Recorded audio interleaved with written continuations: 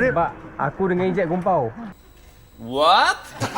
Apa? Arif. Sebab aku dengan Ijat gumpau.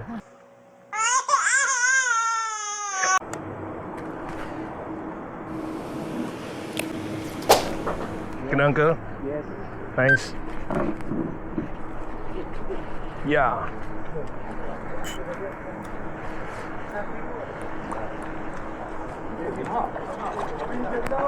Jenahak ke boleh? Kecil je.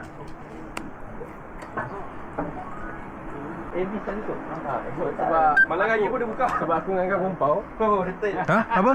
Apa? Arif? Sebab aku dengan Ijat gumpau. Arif. Sini ada 2 ekor ikan. Kau ambil je lah. Dia ribut Sini ada 2 ekor. Kau ambil je lah.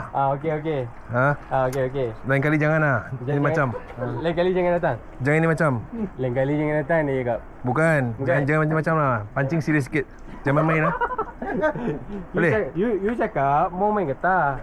Apa pasal sekarang you pakai benda lain? Ini getah mah. Lesen aku getah. Aku ada video tau. Oh ya. Lesen yes. Ini yang nombor 2 ni. Apalah, kita tak purist mah. Okey, Ni. Esok mana? Sinilah ikan ada. Kau je dah dapat. Esok guys, sini. Ada ikan mah. Esok yang baru. Ada ikan mah. Ada ikan. Gerip. Ikan orang mah. Okey. Thank you so Ini much. Robin belanja. Selamat Okey. hari raya. Jangan main lagi lain kali. Ya, ini olah. Ambil lagi. Ambil nak bayar. Sudah dapat ikan IPO nak bayar. Dah lah, IPO dapat.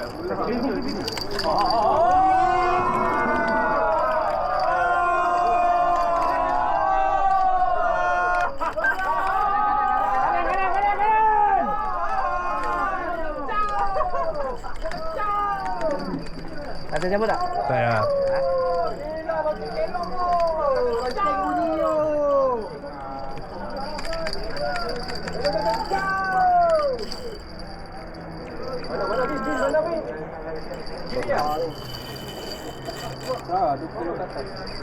Besar geng. Ini besar. Tengok SP dia tak mau. Mantap. Bukan.